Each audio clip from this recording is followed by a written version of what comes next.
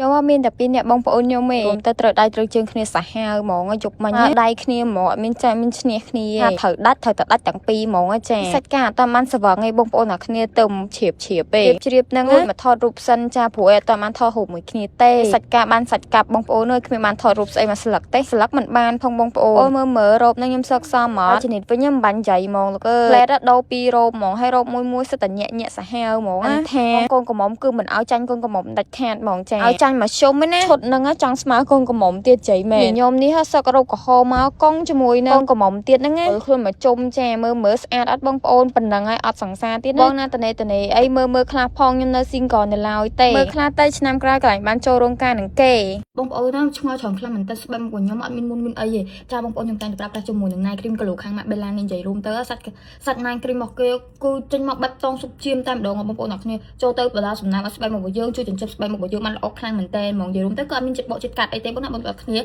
រួមគឺល្អខ្លាំងជាមួយនឹង night cream គីឡូខាង MAC Bella នេះបងប្អូនអ្នកគ្នាគឺជាខ្លងថ្មីតែខ្លងចាស់ហ្នឹងខ្ញុំនៅក្នុងកាបូបយកទៅបានយកមកប៉ុន្តែនេះខ្ញុំចង់ប្រាប់បងប្អូនអ្នកគ្នាថាល្អប្រកខ្លាំងមែនតើបងប្អូនណាដែលមានបញ្ហាស្បែកមុខមុនជាប់អាចឬសាយខប់ Let's see អីហ្នឹងមកប្រើបានជាមួយនឹង night cream គីឡូខាង MAC Bella សំខាន់ណាចេញពី